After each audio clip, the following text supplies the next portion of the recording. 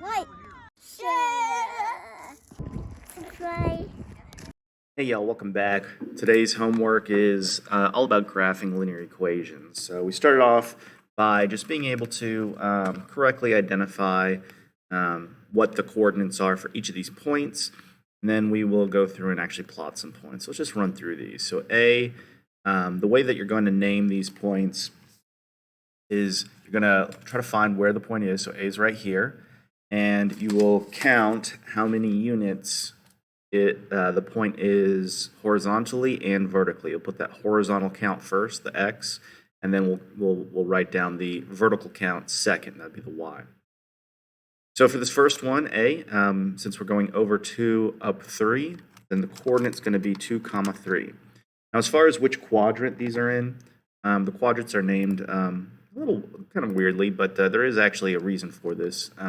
This top right corner is going to be quadrant 1. The top left quadrant is quadrant 2. So again, there is a reason why it's being numbered this way.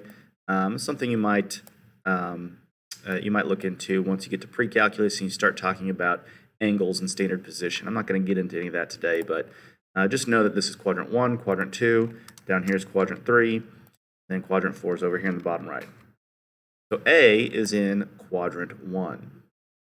And so I'll make a little note here that's in quadrant 1. And then we'll look at B.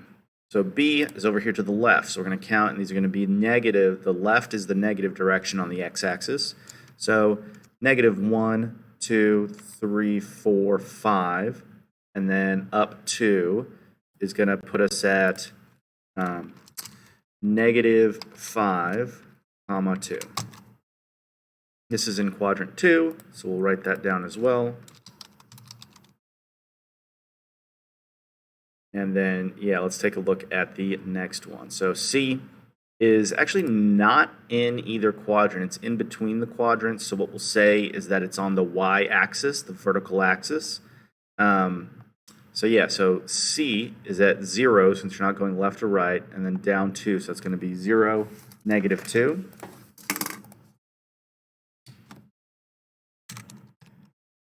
And then since it's not actually in either quadrant, it's right in between there. We're going to say, instead of saying what quadrant it's in, we'll say that it lies on the y-axis, and that's this vertical axis. It's labeled y, as you can see here.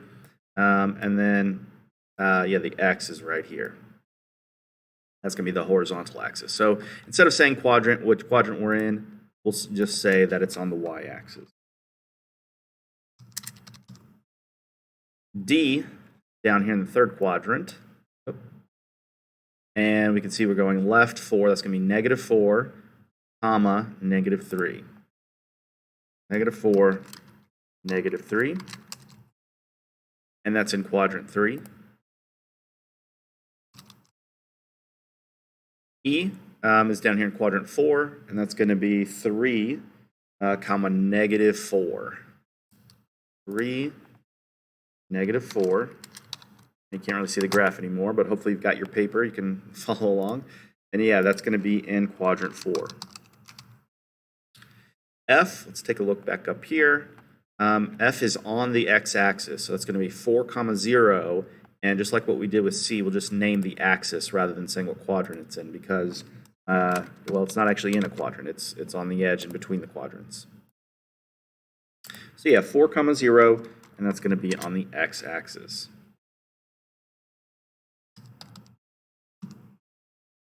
All right, so there's number 1.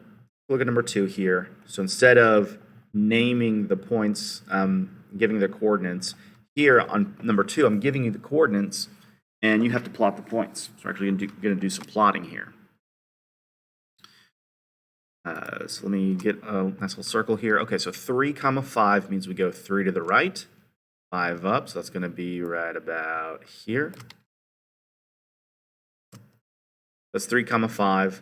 And it does say tell which quadrant or on what axis each point lies. So that's going to be quadrant 1. I already labeled it over here. I'm not going to relabel it on this next one.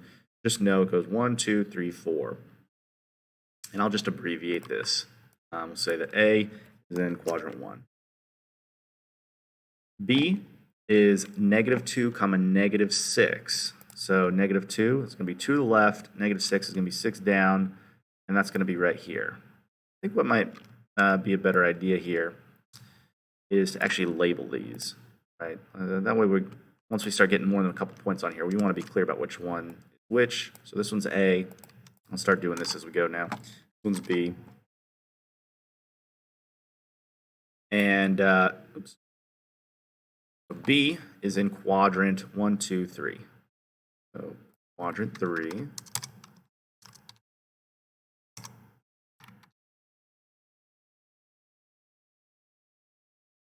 Okay, so 5, 0.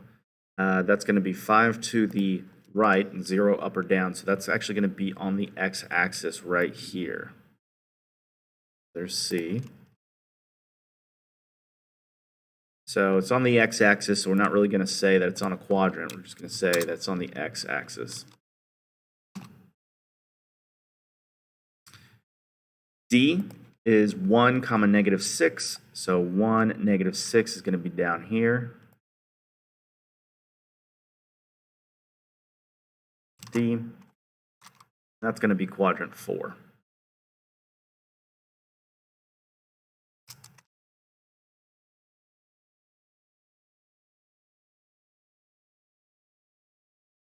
E is 0, 3. That's going to be 0 units left or right and 3 units up. So that's not going to be in a particular, try to get that a little bit better.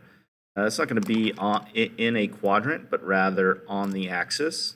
So we won't say which quadrant it is. We'll just say that it's on the y-axis. Yeah, so here's E. And so we'll go ahead and type here that this is on the y-axis. And finally, F is negative 4, 1. So we're going to go 4 to the left, 1 up. Plot this point, go ahead and label it. And this is going to be on the, or not on an axis, sorry, it'll be in quadrant 2. Okay, there you go. Here are the quadrants. If you want one last look, quadrant 1, 3, x-axis, quadrant 4, y-axis, quadrant 2 for A, B, C, D, E, and F. And just kind of pause here for a second and let you take a look at that graph. You can check your work and make sure you got all the points in the right spot.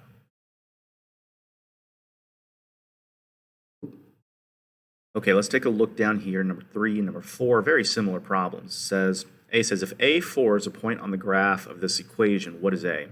So basically what they're doing is giving you at least some information about a coordinate that's on this line, and all the points on the line are representing solutions to the equation. So they have to make the equation true. So basically what we're going to do here is we're going to plug in A for X. Maybe I'll write this up here. A for X, 4 for Y. Okay, so in other words, we're going to say that X is A and Y is 4.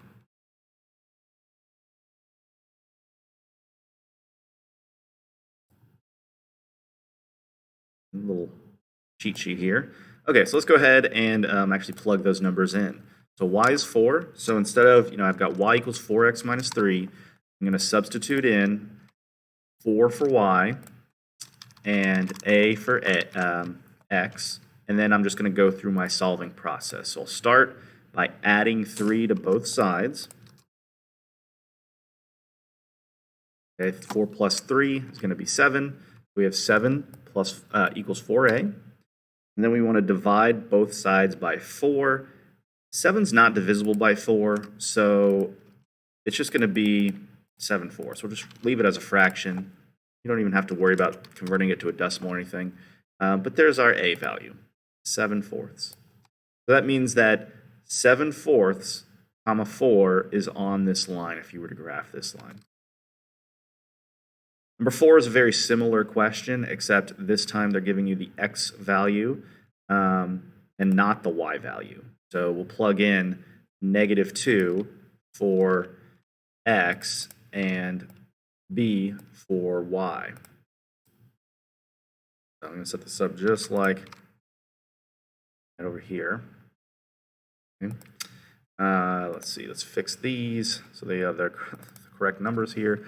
Yeah, x is -2 and y is b. at this point, I'm just going to plug in everything into the equation. I'll start by just retyping it. This is the original problem here, the original function. This is quadratic, and I know we haven't talked about graphing quadratics yet, but you really don't need to know what that looks like quite yet. You might remember back from Algebra 1 and Algebra 2 that this is going to look like, or the graph of this is called a parabola. It looks kind of like a U shape. But again, you don't really need to know that to be able to answer this question. So here, y is b, and x is -2. So I'm going to put -2 in all these x's. Be careful in the squaring thing here. When I plug in -2, I need to make sure that I'm squaring the -2. So it's really important that you put that in parentheses, especially if you're going to try to put that in your calculator. So I would recommend just kind of putting that whole thing in the calculator to get your the answer for b. But I'll just kind of work it out a little step by step, follow my order of operations here, and just kind of show you how the math works out. So -2 squared is -2 times -2, which is +4. So -2 squared is just +4. And then I'm going to do my multiplication here. -2 times 4 is going to be -8. 3 times -2 is -6. And then so -8 minus 6 plus 1 is going to be -13. You don't, like I was saying before, you don't necessarily have to break this down and try to do this all in your head. Feel free to use a calculator once you got this initial equation set up, and then you really don't have to worry about it. But you should be getting -13 for b, which means that -2, -13 is a point on this parabola. Number 5 says the graph below shows the relation between the monthly cost of a cell phone and the number of minutes used, M. So the x-axis here is how many minutes this person is using, and the y-axis is the total cost. Now this example might be a little dated nowadays. I think, not too many phone plans out there that are going to charge you by the minute, but that's how it used to be. Back in the day. So anyway, we're just going to use this graph to answer the questions. The first question is, what is the cost for talking 200 minutes a month? So what I'm looking for here is 200 minutes on the graph. Now I don't see that labeled explicitly. You can see the scale here goes by thousands, right? But that doesn't necessarily mean we can't do this. We're going to find 200 minutes on the graph. And that's going to be somewhere over here. We can't say exactly, but it doesn't really matter because look at this whole segment right here is all horizontal.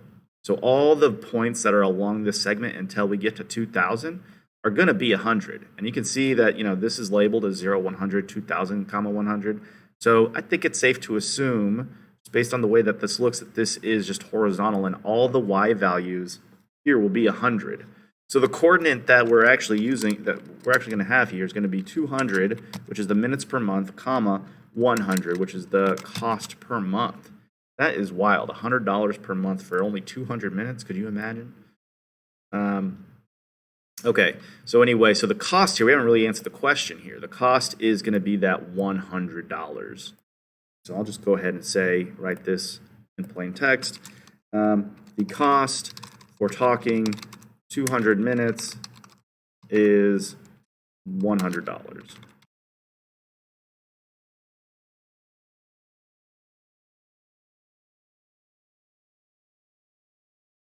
$500 minutes is going to be basically the same question. If we're looking for 500 on the graph, it's going to be a little bit past 200, but still going to be in this little section here. I'm trying to draw that arrow a little nicer. Well, I guess I'm not going to be able to. It's still going to be in this little horizontal section, so all the y values are basically the same, which means that the total cost is not really going to change until you have more than 2,000 minutes, which is a lot of talk time. I don't know about y'all, but I'd rather shoot off a text than make a phone call. I think that's just how it is nowadays. I don't know. So anyway, 500, 100 would be the point that we're really looking at to answer this question. And to answer it, we're just going to say the cost for talking 500 minutes is $100. So it doesn't change, again, until you hit that 2,000 mark. What is the cost for talking 8,000 minutes? So now we're talking, literally, right? So 8,000 minutes, we're going to be looking at the graph. This particular point is labeled explicitly right here, 8,000, 1,600. So we'll answer this similar to how we answered the other ones. Again, that coordinate there is 8,000, 1,600 or 1,600. And so the cost for talking for, oh, not 800, 8,000, sorry about that. The cost for talking 8,000 minutes is $1,600.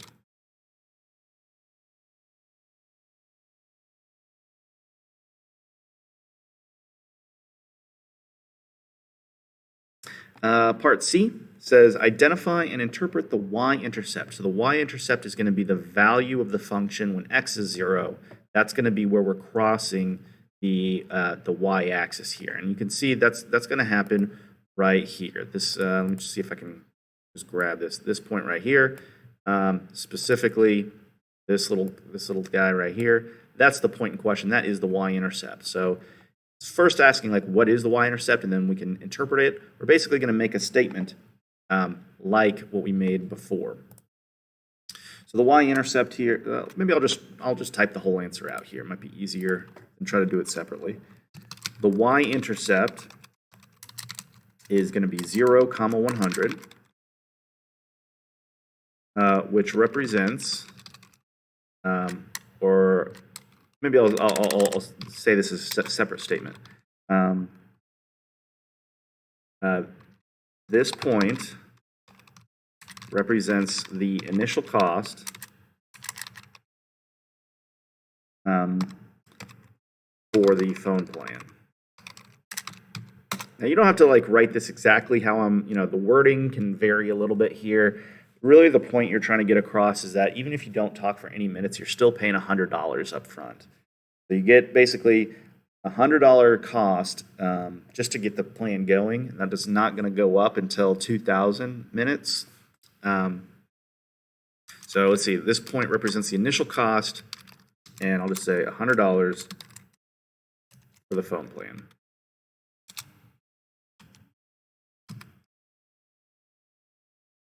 Okay, so we identified it and we interpreted it. That's it for that one. Let's take a look at the next page.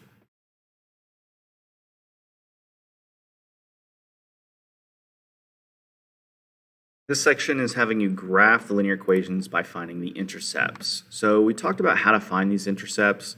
The way to do this is going to be to substitute 0 into x to find the y-intercept, and substitute 0 into the x to find the y-intercept. So I'm just going to break this down separately. So first we'll find the x-intercept, and then we'll find the y-intercept.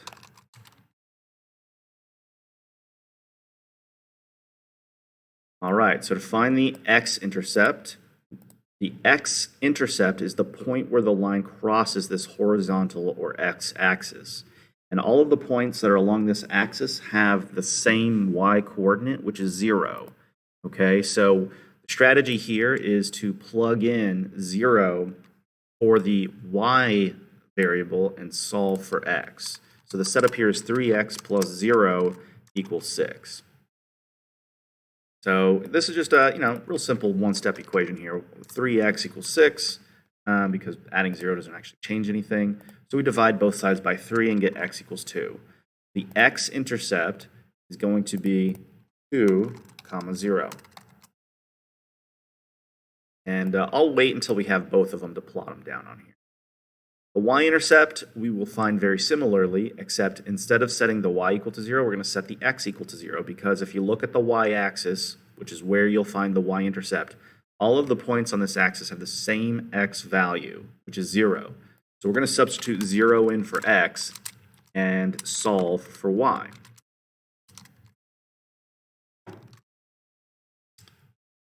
Okay, so 3 times 0 is going to be 0. So 0 plus y is going to be y.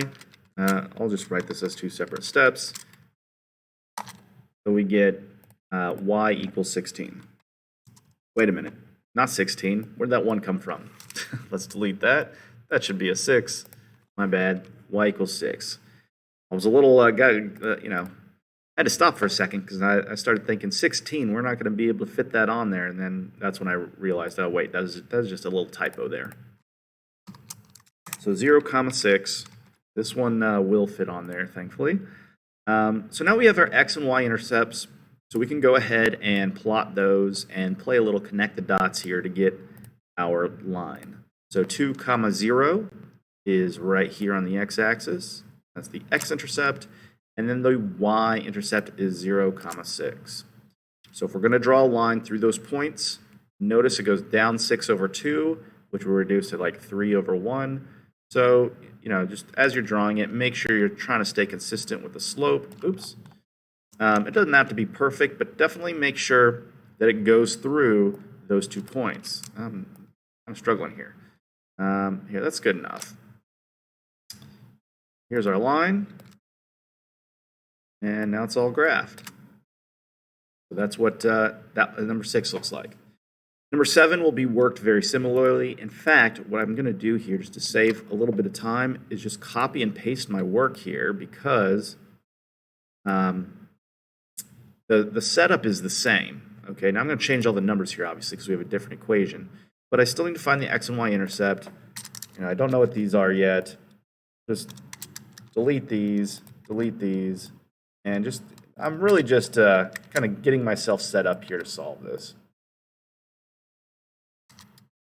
Okay, let's actually type this out. So 5x minus 3 times, in this case, 0, because I'm substituting 0 in for y. When I set up the equation for the y-intercept, I'm going to substitute 0 in for x. So this would be 5 times 0 minus 3y equals 15. So now my 2 equations are set up, and I can go ahead and start solving these. So for this first one, 5x minus 3 times 0. 3 times 0 is just 0. So we're really just going to have 5x equals 15. And then if I divide both of those by 5, I'm going to get x equals 3. So my x-intercept is 3, 0. For the y-intercept, 5 times 0 is 0. So I just have negative 3y equals 15. And when I divide both sides by negative 3, I'm going to get y equals negative 5, and that's going to be my y-intercept. Notice how the structure of how I solved these was pretty much the same. That's why I'm able to just kind of copy and paste, because I already know the layout of how this is going to play out. Let's plot these 2 points. We've got 3, 0, and 0, negative 5. It's going to be way down here. Go ahead and draw this line. See, what's the slope here? Up 5 over 3. Okay, it doesn't really reduce at all, so I'm just trying to get like a good point here to start the graph. Play a little connected dots, and yeah, there we go. That looks pretty good. Again, doesn't have to be perfect. Not going to be busting out the ruler or anything and making sure that it's perfect, but it does need to go through those two points. And there's your graph for number 7. Number 8 says x equals negative 5. So this is going to be one of those special cases. Whenever you see x equals a number and there's no y value there, then this is just the x-intercept, right? And you're going to have a vertical line that passes through those points. In other words, what you're trying to represent here are all of the points where the x-coordinate is negative 5. So like right here would be negative 5, 0. Above that is negative 5, 1, negative 5, 2, and so on. So all the points that have an x value negative 5 are going to lie along this vertical line. And so that's why the line looks the way it does. It is vertical. There's number 8. There's really no work to do. Once you see this, you should know that that's just going to be a vertical line at that x value. Now, similarly, number 9 says y equals 1. In this case, the y-intercept is 1, and all of the points on the line should have a y value of 1. So the y-intercept is 1, and then all the rest of all the rest of the points that have a y value of 1 would be like 1, 1, 2, 1, 3, 1, 4, 1. They all are going to have a y value of 1 because that's the equation, right? Y equals 1.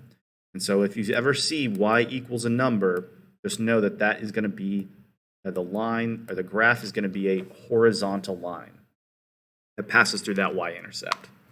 So yeah, that's how those two special cases work. Let's take a look at the next page. Number 10 says plot each pair of points and graph the line containing them, and then determine the slope of the line. So here we're given 2 points. Previously on the past couple of problems we had to find the 2 points. But here we're given them, and so let's go ahead and plot these. Here's 0, 0. 1, 5 is going to be up here, and then we could draw our line. So we can kind of just start with this. The slope is going to be up 5 over 1, so I want to make sure I'm hitting this point right here when I draw the line. Looks pretty decent. Okay, so as far as finding the slope, remember that the slope is change in y over change in x.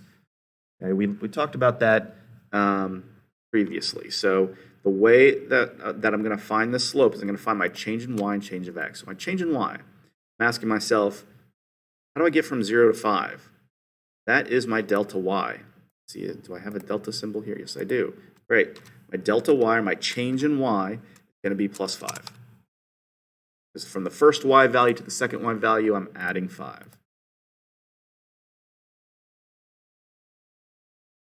My delta x, or my change in x, is going to be the change in the x coordinates. Here I'm going from 0 to 1. My delta x, or my change in x, if I can get that delta symbol to come back. All right, let's try that one more time. Here, maybe I'll just copy and paste that symbol. Nope, I want to. There we go. So my change in x is going to be plus 1. So since slope, and maybe I'll just remind you here, the slope is going to be equal to the change in y divided by the change in x. I know there's another formula out there, the y2 minus y1 over x2 minus x1. If you like that formula better, if you're kind of a formula thinking person, then that's fine. You can use that. You'll get the same thing. You just got to be a little bit more careful about the arithmetic and, be judicious about using that calculator. Okay, so anyway, change in y over change of x means that the slope here is going to be 5 over 1, which is just 5.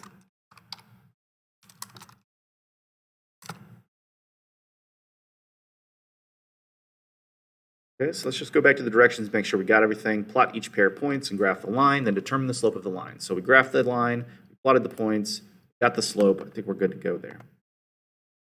Number 11. Go ahead and plot these points. -2, 3. Be 2 to the left, 3 up. 1, -6 is going to be way down here. Go ahead. Now, what's the slope here? I don't know. 2, 3. You can get the slope from the rise over run if you like that. That's what I'm doing just kind of in my head. So I'm going down 9 over 3. So actually that's going to be down 3 over 1. Try to hit this right here. And that should work. Yep, there we go. Okay, there's my line. I already kind of know what the slope is because I did the rise over run. But just to work it out again, kind of show the same work over here. Change the numbers a little bit. Negatives are kind of throwing off the spacing here on the arrows, but hopefully get the idea. Okay, change in y. From 3 to -6, I got to subtract 9. 3 minus 9 is -6. And then for the x's, the change in x, from -2 to 1, I'm going to add 3. Okay, so my slope here is going to be -9 over 3, which reduces to -3. And now I do want to take a minute to point out here that notice how on number 10 I had a positive slope and the line was going up from left to right. On number 11 I have a negative slope and the line is going down from left to right. And that is going to be true for all positive and negative slopes. If you have a positive slope, then your line should be going up from left to right. If you have a negative slope, it should be going down from left to right. So you always want to just do a quick little check to make sure that the sign on your slope matches up with what you're seeing on the graph, which it does. So all good. Number 12, got -3, 2. Go ahead and plot that. -3, it means 3 to the left, up 2 is right here. And 4, oh, okay, so check this out. These 2 points are aligned on a line that is on a horizontal line. And back on problem, we looked at a horizontal line earlier. I think it was, yeah, this one, number 9. All of your horizontal lines are going to look like this in terms of their equation, where it's y equals and then whatever that intercept is. Looking back down here at 12, we're going to have the equation here is y equals 2, right? Just in case you need the equation there. It's not asking for the equation, but it couldn't hurt.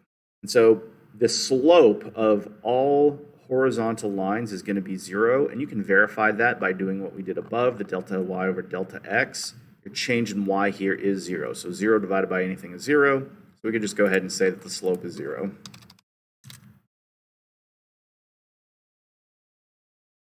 All right. Number 13, we've got a point at 10, 2, so that's going to be over here on the edge of the grid, and then 10, -3. So this is going to be that other special case. You get 2 special cases when it comes to lines, horizontal lines and vertical lines, and they're just a little different than the rest of the lines. When you have a vertical line here, the equation, again, this doesn't ask for the equation, but just to kind of throw it out there, is going to be x equals 10, because all the points on this line have an x value of 10. Anytime you've got a vertical line, the slope is going to be undefined. Okay, another way of saying that is that there is no slope. The reason for that is if you try to compute the slope, you're going to get something, you're going to get -5 over 0, and you're not allowed to divide by 0. One of those math rules, okay? You may not divide by 0 ever, and if you ever do, you're going to end up with an undefined result. So that's why we say the slope is undefined, or in other words, there is no slope. All right, let's we got a couple more pages left here. Let's take a look at the next section.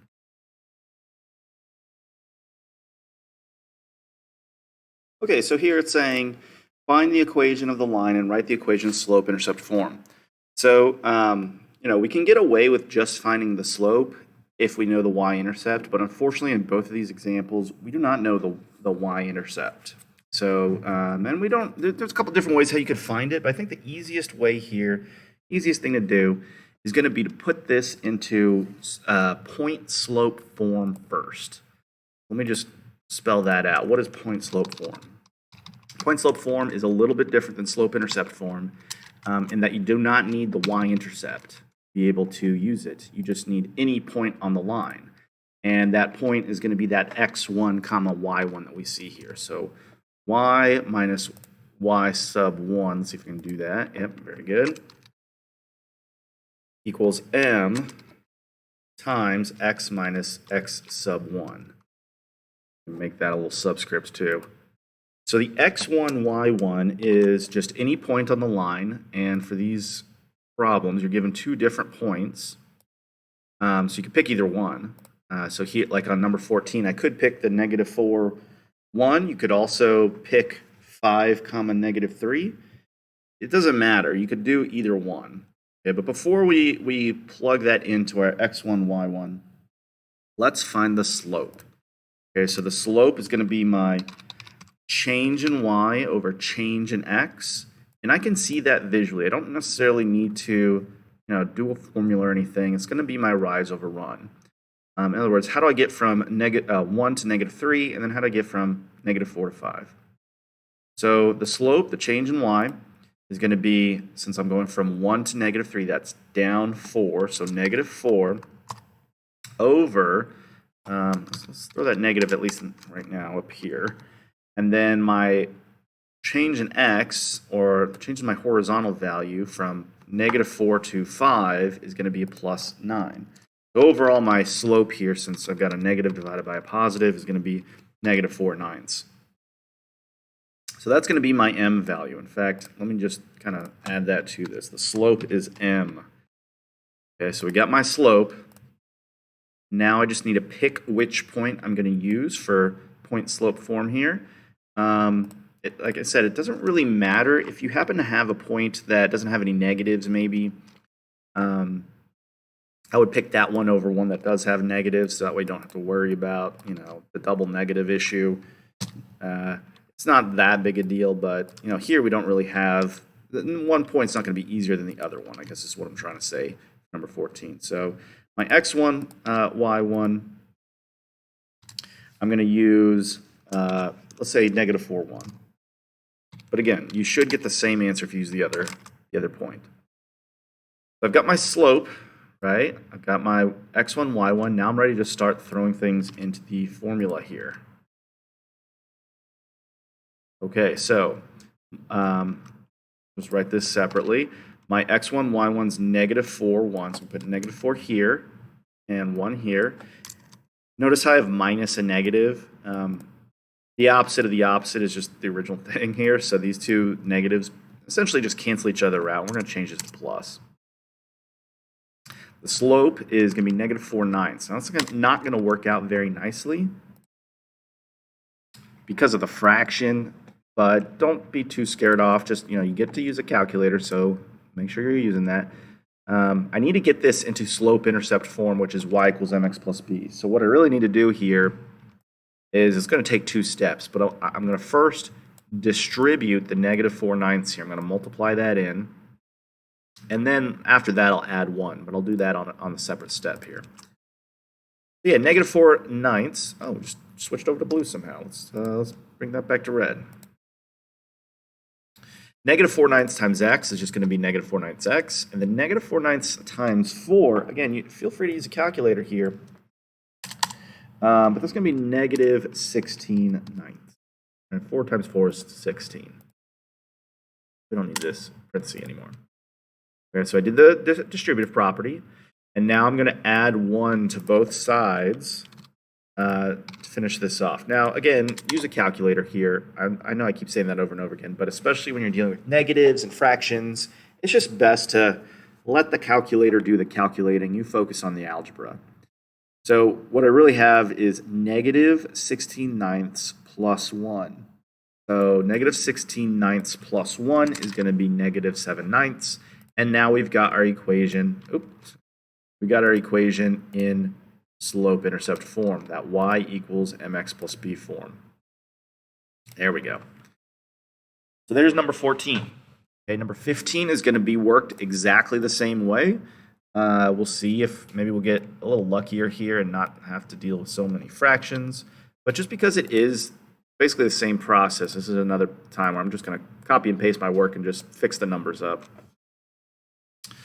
So we'll start, delete all this, just, so if you're watching this, you don't get a little confused that I haven't done any of this yet. Okay, so yeah, the slope here. Let's change the slope. So if I'm going from, let's see, change from y. 0 is the y coordinate here. 4 is the y coordinate here. So that's going to be plus 4 on top. My delta y. And then my delta x, or my run, from negative 2 to 4 is going to be positive 6. So 4 over 6 is going to reduce to 2/3.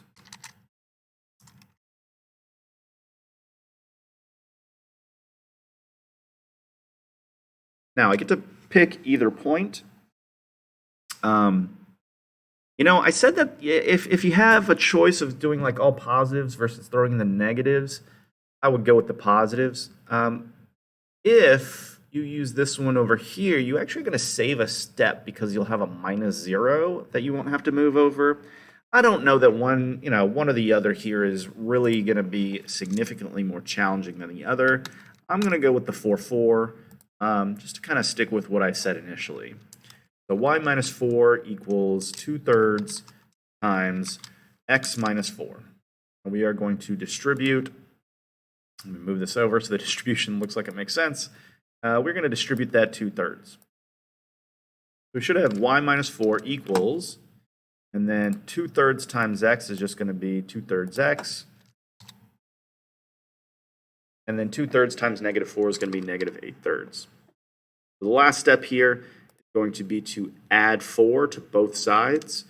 So I got to do -8/3 plus 4. So 4 is actually 12/3, and 12 minus 8 is 4. So I'm doing it in my head. You do it in the calculator.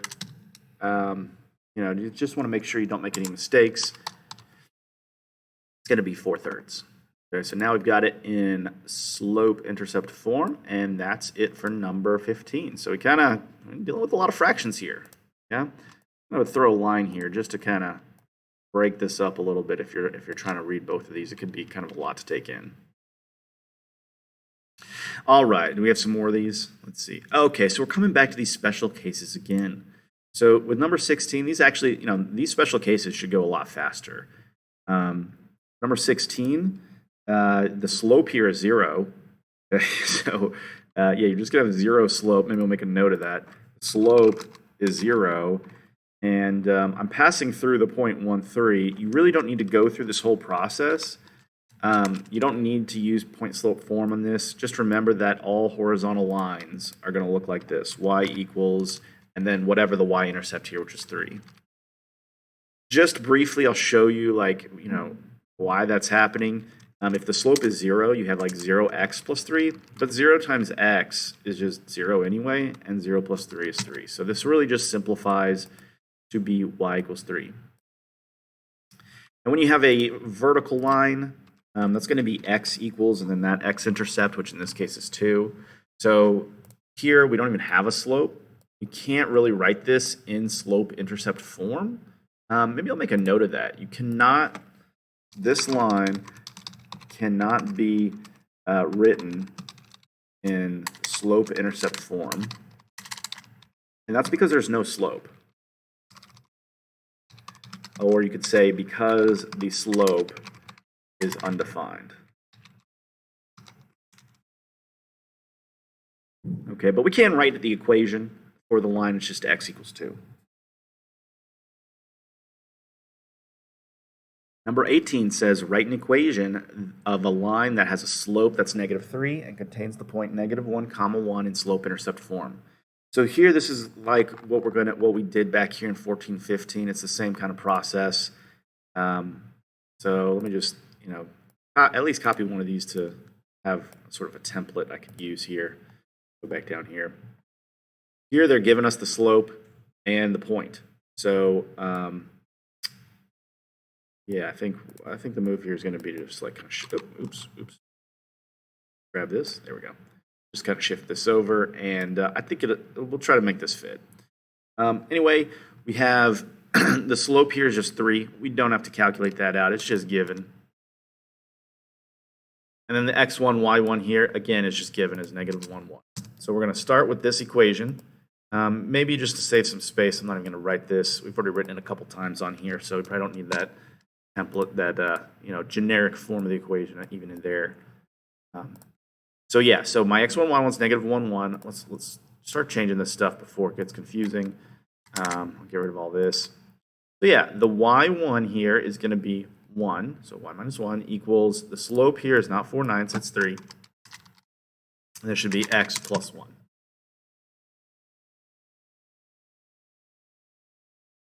We're going to distribute the 3. That'll give me y minus 1 equals, oh, hold up. This is actually -3.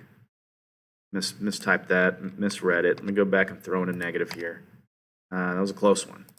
I could have really messed that one up. Glad I caught that. Okay, so yeah, no, it should be -3. We're going to distribute the -3. That's going to give me -3x minus 3. And then we're going to add 1 to both sides to get y equals -3x minus 2.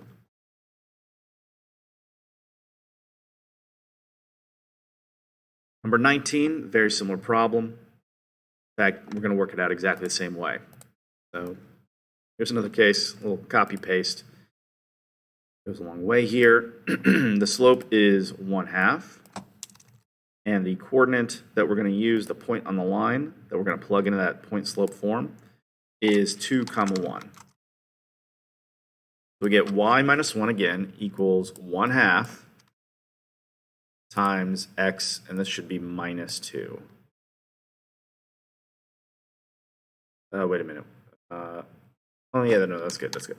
Minus 2. So y minus 1 equals 1 half x minus 1 half times 2 is just going to be 1, so minus 1. Then if I add 1 to both sides, this 1 plus negative 1 is going to be 0.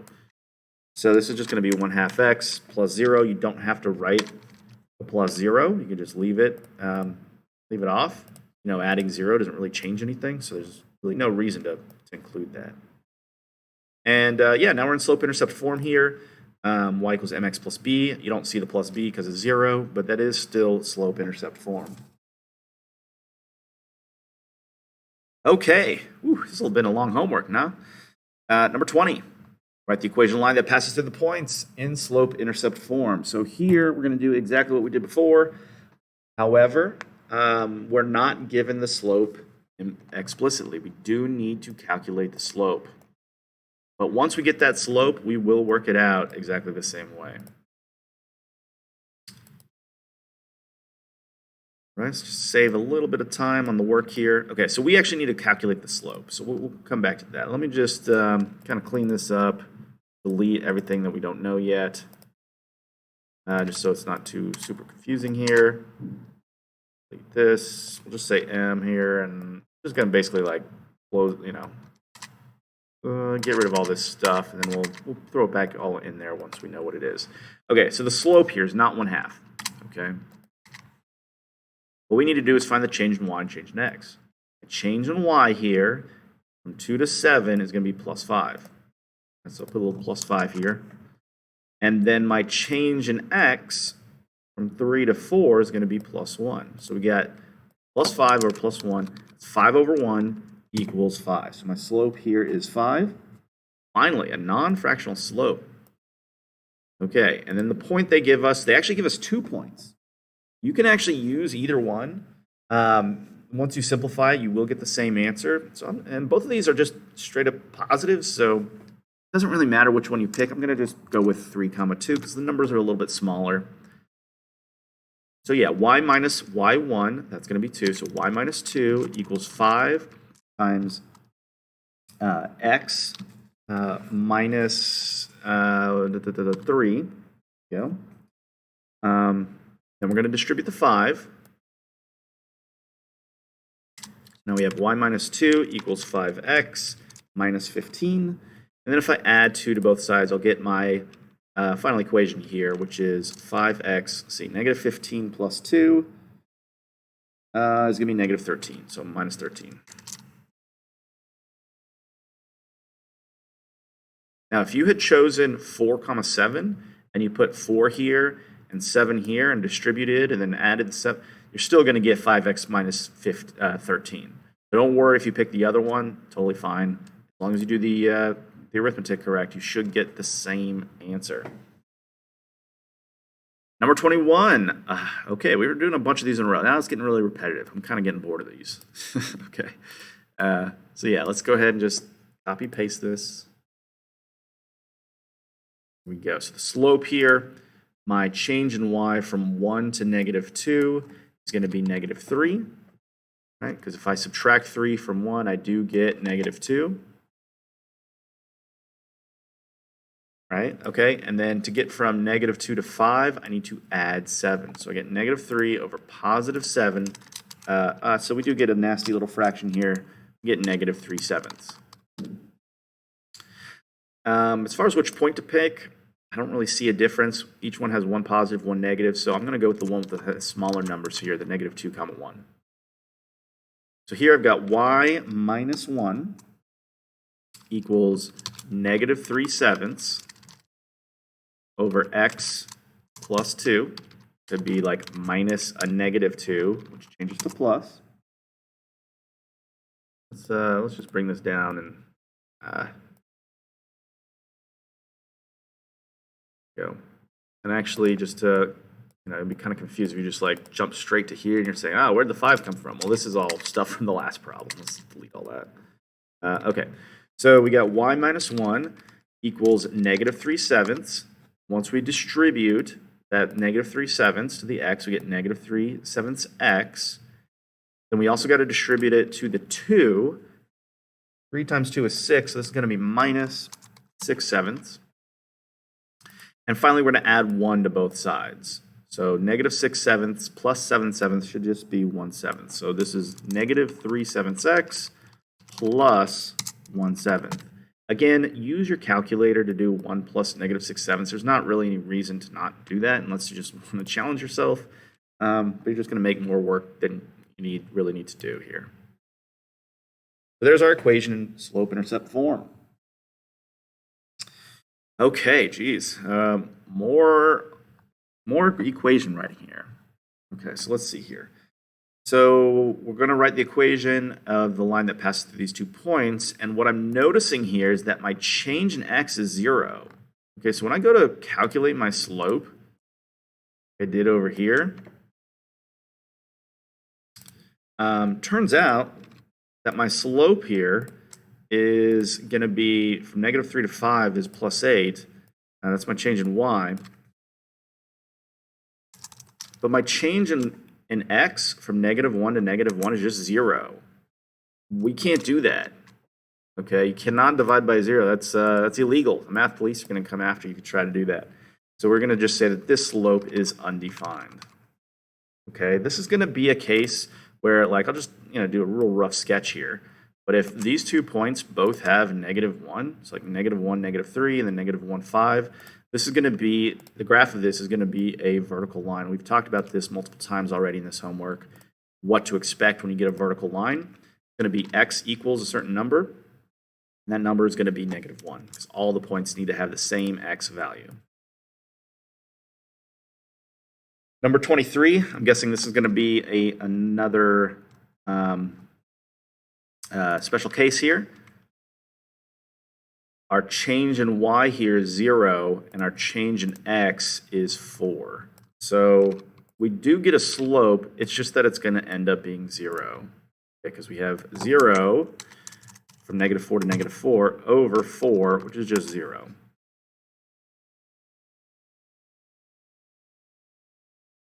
Okay, so what's going on in this problem is you've got 2 lines which are aligned horizontally.